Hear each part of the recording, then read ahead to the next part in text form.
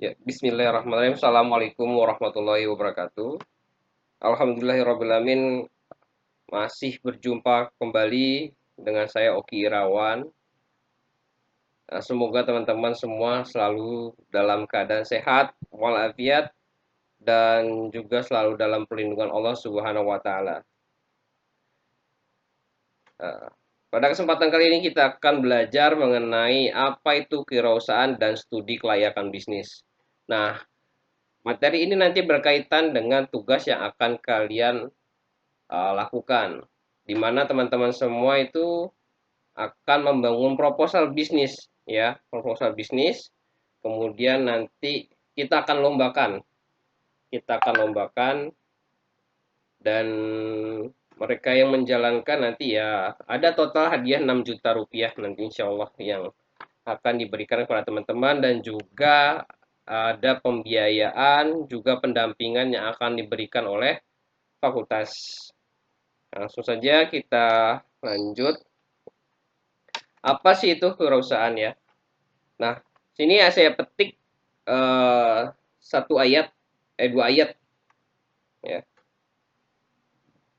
eh, mengenai Hai orang-orang yang beriman, sukakah kamu aku tunjukkan suatu perniagaan yang dapat menyelamatkan kamu dari azab yang pedih, yakni kalau kamu beriman kepada Allah dan Rasul-Nya dan berjihad di jalannya dengan harta dan jiwamu. Itulah yang lebih baik bagimu jika kamu mengetahuinya. Niscaya Allah akan mengampuni dosa-dosamu dan memasukkan kamu ke dalam surga yang mengalir, yang di bawahnya terdapat sungai-sungai, dan memasukkan kamu ke dapat tinggal yang baik di surgaan. Itulah keberuntungan yang besar. Nah, ayat ini saya taruh agar memotivasi teman-teman bahwa hidup itu bukan untuk bekerja. Hidup itu untuk berkarya, untuk beribadah, dan itu yang hari ini dihilangkan oleh mereka, ya, dalam tanda kutip mereka, mereka yang ingin manusia ini melupakan Allahnya, melupakan yang menciptakannya dan melupakan tugasnya di dunia, yakni sebagai apa? Sebagai seorang pemimpin. Nah, itu yang dihilangkan. Dan karena kita harus berkarya, maka kita harus apa? Kita harus menjadi seorang pemimpin yang sebaik-baiknya. Bagaimana kita mampu bermanfaat untuk orang banyak. Kayaknya ketika kita mampu memberikan jiwa dan harta kita di jalan Allah ya, Allah akan menggantinya dengan yang lebih baik, insya Allah. Nah, ini menjadi semangat buat teman-teman. Oh, sebisa mungkin teman-teman berwirausaha. Kenapa? Kalau teman-teman bekerja, kalian akan rutinitas. Kalau rutinitas aja, ya. Nanti setelah lulus kalian lamar kerja, keterima. Ya teman-teman hidupnya hanya berangkat pagi, pulang malam, berangkat pagi, pulang malam, dan terpola seperti itu aja. Dan ada nanti kalian akan merasa ada kehampaan di dalam diri, ada ruang kosong di dalam diri yang nggak bisa dipenuhi dengan kekayaan aja. Jadi kita kita wajib kaya. Tapi untuk apa kekayaan itu? Kekayaan itu untuk apa? Untuk kita membantu sesama, bukan untuk memperkaya diri. Nah, banyak orang hari ini, bekerja luar biasa, terus bikin konten. Sekarang apalagi generasi milenial ini, generasi yang identik ramah dengan teknologi digital, kemudian banyak usaha-usaha digital ya, kayak jadi YouTuber, terus membuat konten kreator. Itu ya banyak yang mereka ingin memenuhi hasratnya, keinginan, sampai situ aja, sampai kekayaan. Pokoknya gimana dia hidup, punya ya nilai lebih lah. Dia biasa makan, dia punya motor, punya motor, tapi ingin yang branded, yang lebih wah, terus kayak gitu. Tapi itu nggak akan pernah puas. Kalian bisa beli apapun dengan uang kalian itu, tapi nanti suatu saat ada yang kosong di dalam diri kalian. Kenapa? Karena uang itu harta yang semua harta yang kita miliki itu sebenarnya hanya titipan. Dan titipan ini harus kita berikan, kita keluarkan, kita gelontorkan siapa untuk orang-orang yang membutuhkan. Niscaya jika ini dijalankan, nggak ada lagi orang yang kesulitan, orang-orang susah di jalanan, gembel dan lain sebagainya. Yang ini harusnya tersistem di dalam sistem pemerintahan. Nah hari ini enggak, gitu. Pemerintahan berjalan sendiri, tapi seakan-akan mengayomi, tapi tidak. Semua memperkaya orang-orang yang memiliki kepentingan di dalam pemerintahan. Itu toh. Nah, mudah-mudahan ini menjadi motivasi teman-teman untuk berkarya ya, bekerja bukan bekerja, berkarya, berkarya, berusaha untuk menjadi memiliki harta yang banyak. Untuk apa? Untuk diberikan kepada sesama. Gitu. Bermanfaat untuk orang banyak. Nah, kemudian kewirausahaan. Wirausaha itu apa sih? Nah, dari beberapa ahli menyebutkan bahwa wirausaha adalah seseorang yang melakukan pengelolaan, mengorganisasikan, dan berani menanggung segala resiko dalam menciptakan peluang usaha dan usaha yang baru. Itu menurut Birch ya, tahun 93. Kemudian menurut G. Visay 1803, ini lebih jauh lagi, lebih lama lagi, abad 18.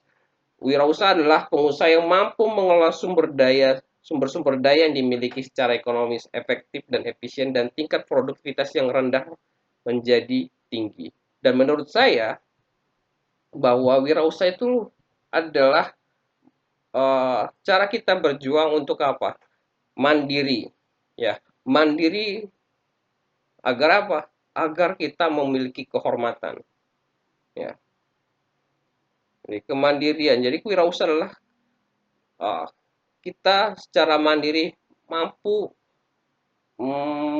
membuat ide, kemudian mempertanggungjawabkan ide itu. Berarti mengelola, mengorganisasikan, mengelola dan mengorganisasikan, ya. Lalu bertanggung jawab menjalankannya hingga usaha itu berjalan. Itu wirausaha. Jadi wirausaha itu bagaimana seseorang itu mampu secara mandiri membuat ide, kemudian mengorganisasinya dan menjalankannya. Ya, ide itu pasti ide yang baru, makanya harus inovatif dan kreatif. Nah, beberapa peranan wirausaha dalam pembangunan ekonomi. Yang pertama, menciptakan lapangan pekerjaan dan menyerap tenaga kerja. Ya, jelas. Ketika kita memiliki usaha, ya, otomatis kita butuh pegawai, sumber daya manusia. Ya, kita butuh sumber daya manusia untuk apa? Menjalankan usaha kita. Ya, itu kalau kita punya usaha. Usaha bukan sekedar dagang ya. Kalau dagang sekedar dagang, ya kita yang menjalan kita juga nih, kita turun tangan. Tapi kalau usaha itu, bisnis itu kita berpikir bagaimana usaha yang kita dijalankan itu memiliki nilai yang sustainable, berkelanjutan. Ya, akhirnya apa? Dia membutuhkan tenaga kerja dan lain sebagainya. Ya, jadi ketika kita memiliki usaha, otomatis itu akan menyerap tenaga kerja. Kemudian meningkatkan penerimaan pajak negara.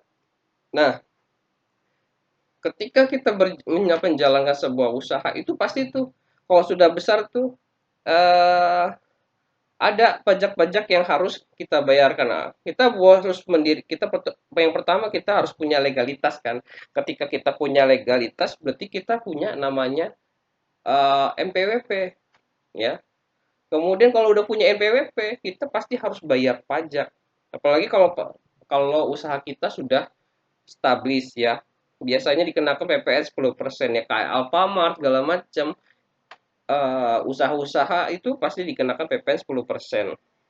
Terus dari situ itu baru dari PPN, belum dari uh, pajak karyawan. Karyawan itu dikenakan pajak juga, ada pajak penghasilan.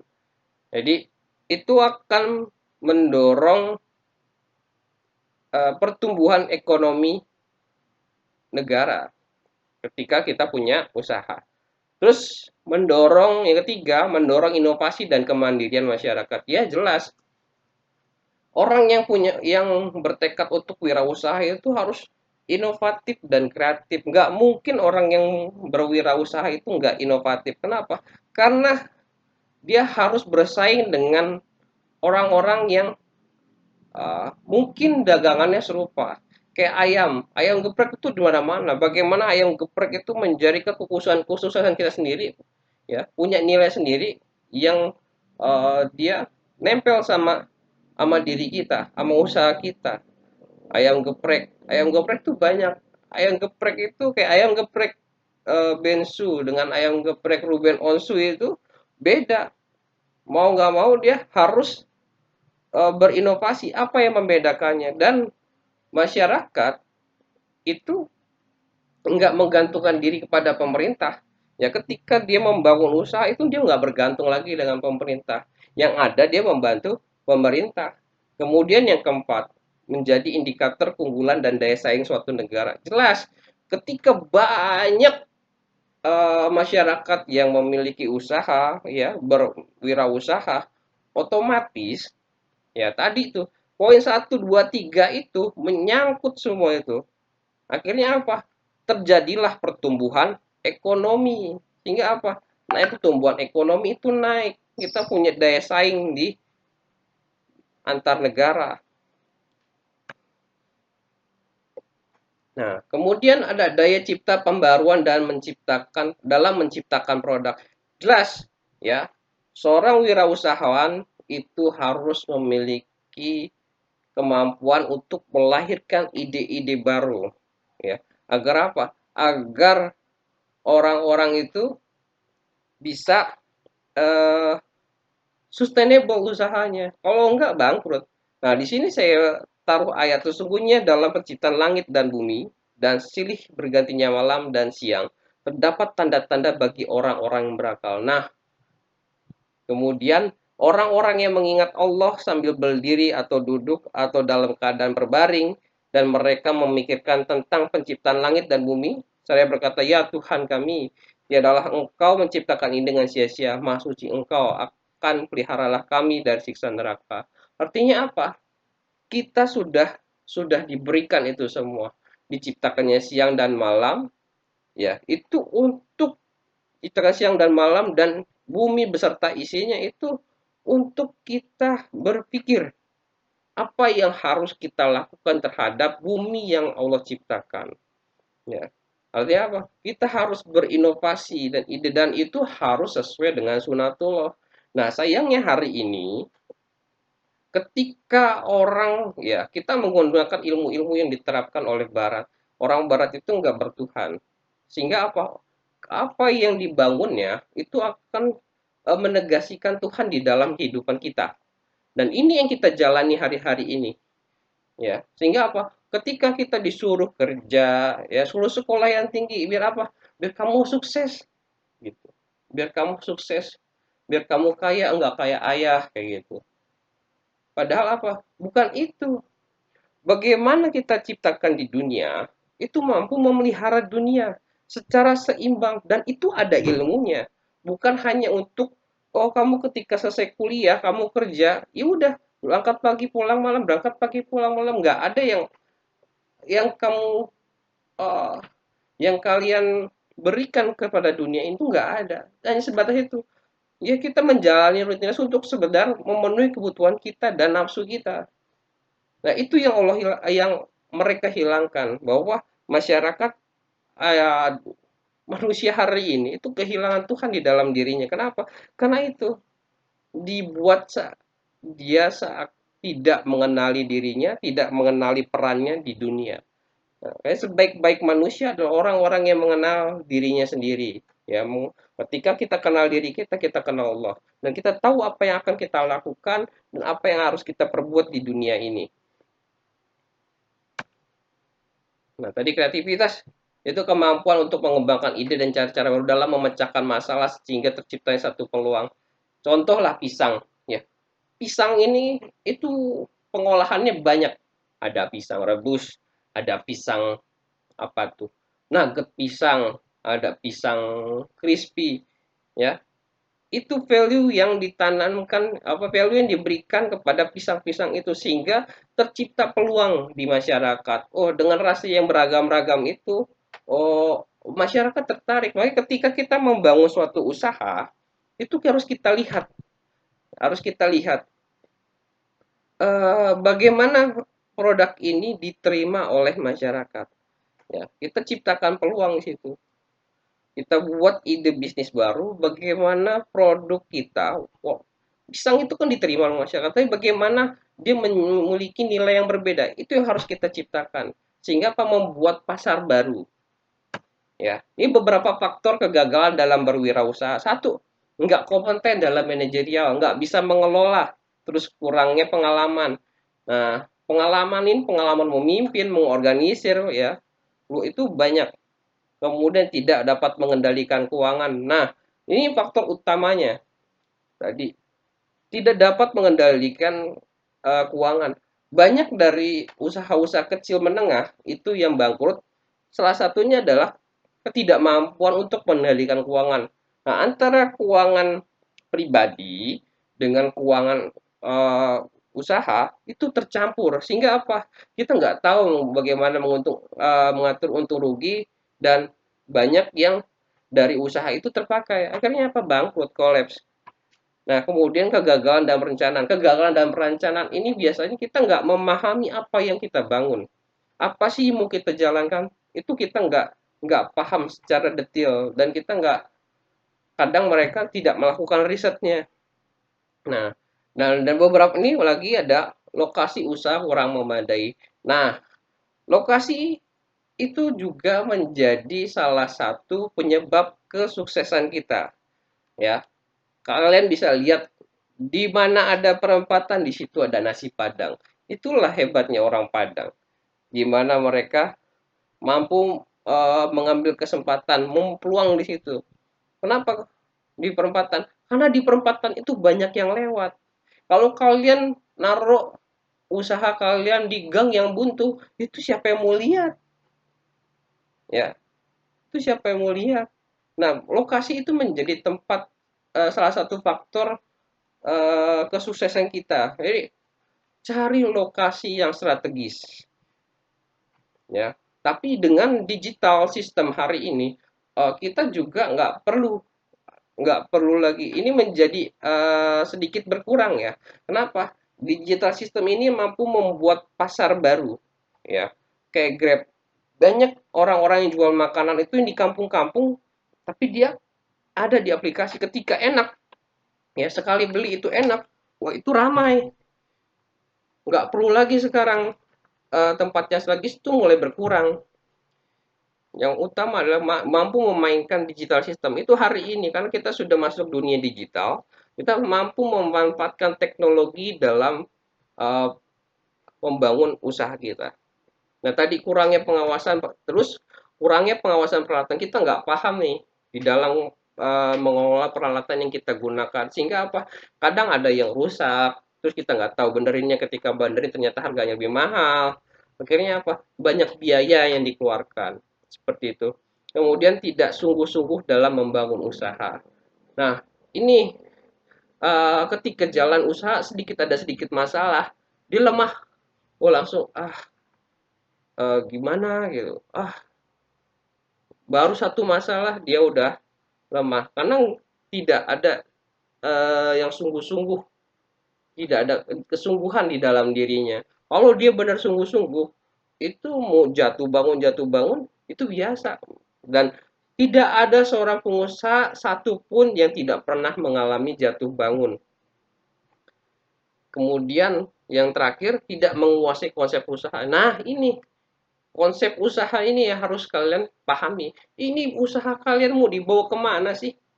Ya, apa yang harus dilakukan? Bagaimana awalnya, lalu prosesnya, input, proses, output, lalu feedbacknya ke kita itu seperti apa? Itu harus dipahami alurnya dari mulai input, proses, dan output. Jadi berarti apa? Dari mulai ide, kemudian kita memproduksi dan distribusi, lalu menjualnya itu bagaimana? Itu harus paham, harus kita kuasai.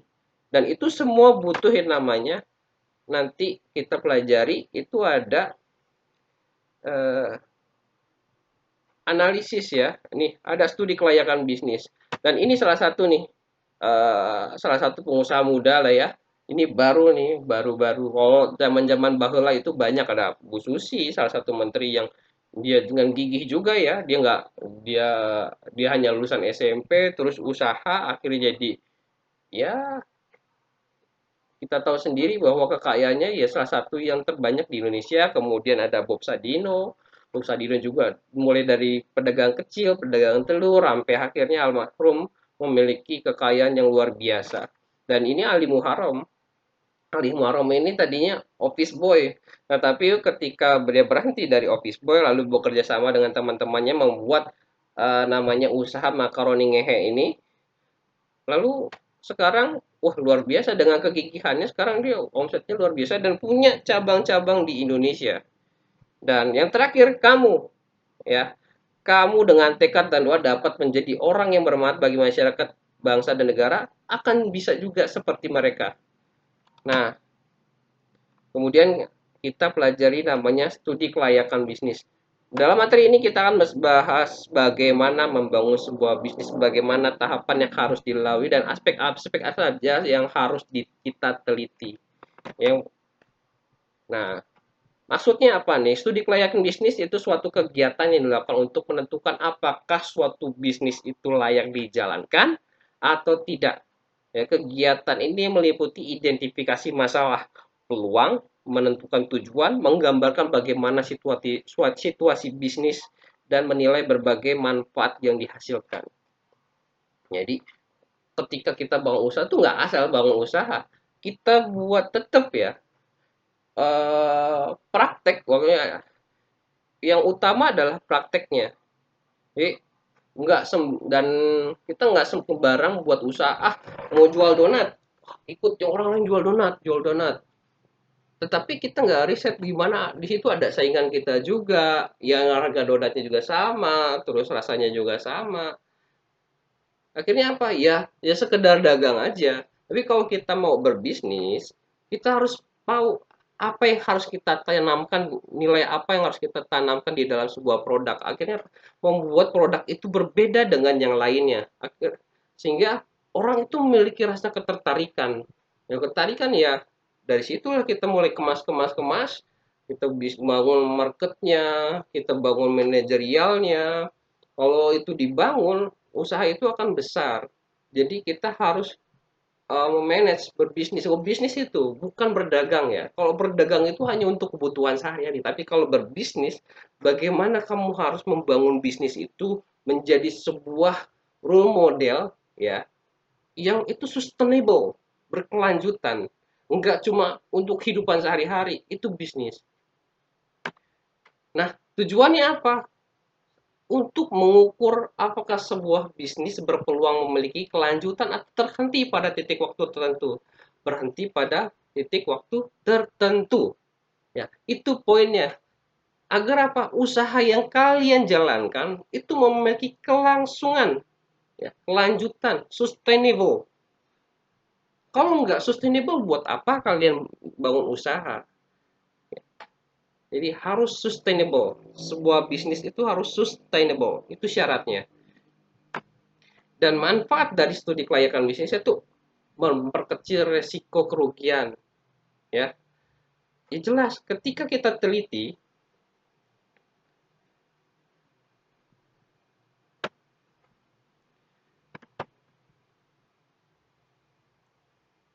nah, manfaat studi kelayakan bisnis pertama, satu, memperkecil resiko kerugian. Nah, ketika kita menjalankan sebuah ide bisnis, itu harus kita prediksi bagaimana di masa depan usaha itu apakah berkelanjutan atau tidak. Kemudian apa aja sih ya kendala-kendala yang akan dihadapi. Ya, sehingga apa kita mampu memperkecil resiko-resiko kerugian yang akan timbul. Kemudian mempermudah perencanaan bisnis. Ya jelas, ketika kita buat perencanaan bisnis, ya, membuat studi kelayakan bisnis ini, kita akan mudah nih eh, menjalankan. Kenapa? Kita tahu alurnya, mau dibawa kemana bisnis ini, dan kita analisis, ya, apa saja yang perlu dianalisis. Akhirnya apa? Itu maka menimbulkan sebuah keuntungan untuk kita. Kemudian yang ketiga, itu melancarkan pelaksanaan bisnis, ya. Ketika kita buat studi kelayakan, bisnis yang mau kita jalankan itu lebih mudah. Kita tahu step by stepnya, terus masalah yang akan dihadapinya, ya. Terus apalagi terus pesaing-pesaing kita, kita tahu program apa yang mau kita lakukan ya terhadap bisnis kita. Kemudian yang keempat, mempermudah melakukan pengawasan. Nah, ketika kita membuat studi kelayakan bisnis, kita tahu nih aspek-aspek apa saja yang harus kita awasi, ya, yang kira-kira itu bakal bocor, ya. Istilahnya kalau dalam akuntansi terdapat eh, ya kebocoran lah, bocor-bocor, ya. Kita tahu, jadi kita bisa awasi di situ. Kemudian yang terakhir, kelima, kita mampu mengendalikan, ya. Nah, dari situ kita dari studi kelayakan bisnis kita mampu mengendalikan usaha kita. Sehingga apa? Bisnis yang mau kita jalankan itu akan berjalan dengan apa yang kita tentukan, ya. Sehingga apa? Tidak adanya keberlangsungan, keberlanjutan usaha. Nah, ini beberapa tahapan ketika kita harus melakukan studi kelayakan bisnis. Yang pertama, ada ide kan? Wah, ada ide nih. Gue mau dagang. Mau dagang apa nih? Dagang pisang. Oke. Oh, pisang udah banyak nih olahannya nih. Udah banyak. Bagaimana ya? Pisang apa? Agar orang itu tertarik. Ya, orang bagaimana? Ya, nah, pisang ini kan makanan yang diterima oleh masyarakat banyak, ya. Terus bagaimana biar dia punya nilai tambah? Nah, itu kita teliti, ya. Maksudnya tahap kedua nih, penelitian kita kumpulkan, kita olah, analisis dan interpretasikan hasil dan menyimpulkan membuat laporan ide bisnis. Dari penelitian ini, oh ternyata bahwa udah banyak nih orang yang bikin usaha pisang crispy. Bahwa harus buat sesuatu yang lain dan berbeda. Oh, orang Indonesia itu suka coklat sama keju. Oh, gimana kalau kita bikin pisang coklat keju? Ya, pisang coklat keju. Oh, kita bikin nih. Wah, nah kita evaluasi. Kemudian kita evaluasi, kita bandingkan dengan usaha yang mungkin menyerupai. Tadi kita cari-cari gimana bisnis pisang itu, gimana sih prospeknya ke depan tuh seperti apa. Kita cek di situ. Kemudian kita cek bahan bakunya. Bahan bakunya itu berapa biaya yang akan dikeluarkan, samakah, terus berapa keuntungan yang akan kita dapatkan dari situ, berapa yang kita taksir. Nah, terus mungkin di dalam usaha itu ada beberapa ide bisnis di kepala kita. Nah, kita kita urutkan mana yang benar-benar reliable. Artinya itu bisa kita jalankan, ya. Dengan kita jalankan, reliable itu bisa kita jalankan. Yang istilahnya gampang lah kita capai. Nah, kemudian setelah itu kita urutkan, kita ambil tuh. Oh, yaudah, ini aku punya ide namanya pisang coklat keju, terus ada pisang nugget.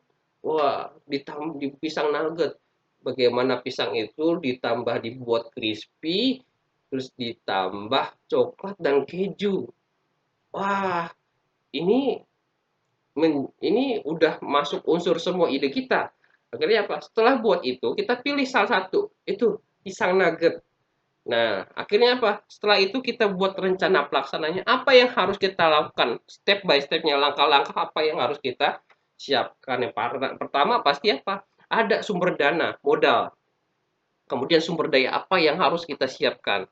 Terus bagaimana memproduksinya. Itu kita siapkan rencananya.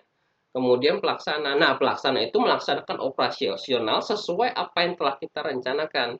Makanya tadi ada riset juga tuh di penelitian, dari riset bagaimana sih memproduksi pisang itu, ya.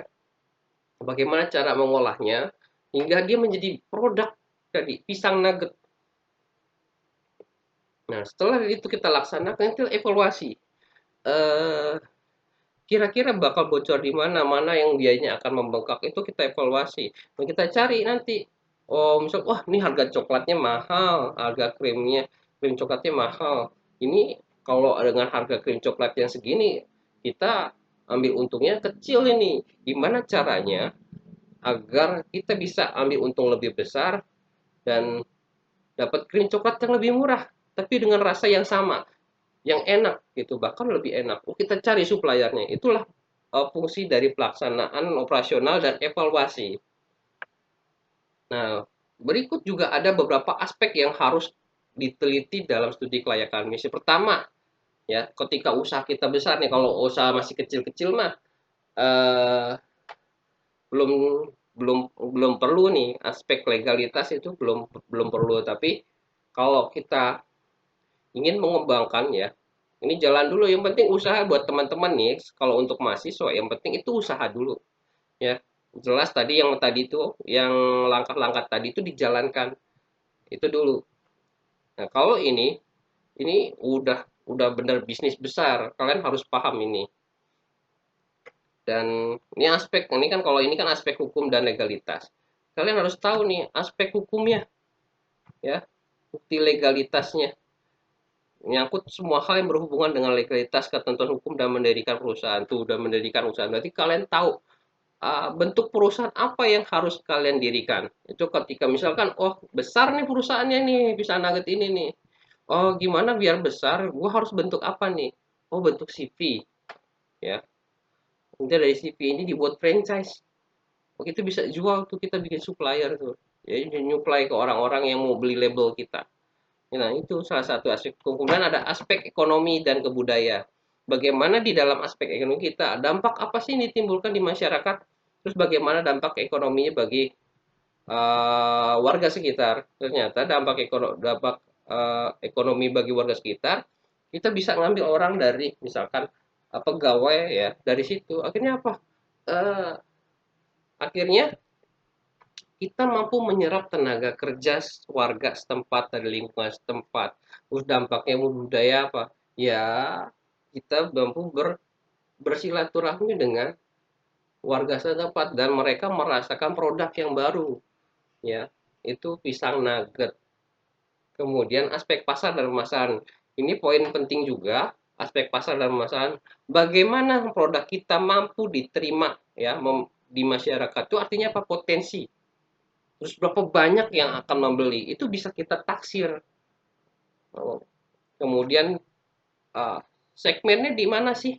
Di kalangan masyarakat apa? Bagaimana kita mampu memperluas segmen masyarakatnya? Kalau kalau sekedar pisang, itu kan semua ya semua terima ya, semua suka pisang. Tetapi kan kalau kita tambahkan dia punya value di situ, itu semua kita bisa dapat harga. Kalau pisang aja kan 2.000, tapi kalau pisang nugget itu kan kita bisa dapat uang lebih dari situ. Nah, itu harus kita pikirkan. Nah, itu fungsinya berwirausaha. Kemudian ada aspek manajemen tadi. Manajemen itu berikut dari sumber daya bahannya ya, material, terus bagaimana sumber daya manusianya, sampai bagaimana mengelola produksi itu harus kita pahami ya, termasuk administrasi keuangan itu harus kita tahu. Kemudian aspek keuangan di sini lebih dalam hal modal ya, dana utama berapa sih yang harus kita uh, miliki untuk menjalankan sebuah usaha. Nah, seperti itu. Terima kasih teman-teman. Semoga apa yang saya berikan menjadi keberkahan untuk kita semua, bermanfaat. Dan tugasnya adalah kalian membuat proposal bisnis. Dan nanti kalian akan lombakan, ya itu kelompok ya, terdiri dari 3, 4, 5, pokoknya ikut lomba yang dibuat oleh FEB. Biar apa? Biar kalian belajar. Oh gini ternyata membangun bisnis. Dan teman-teman sebisa mungkin ya nanti setelah lulus, itu ya punya usaha sendiri. Paling nggak harus kita. Ya sekarang itu banyak yang namanya dropship. Kita ngambil barang dari orang lain, ya. Jadi modal kita adalah modal keinginan, kekuatan, keteguhan hati untuk punya usaha sendiri, ya. Mudah-mudahan teman-teman jadi orang yang bisa bermanfaat orang banyak, bisa memberikan harta dan jiwa kalian di jalan Allah. Bilahi fisabilillah, Assalamualaikum warahmatullahi wabarakatuh.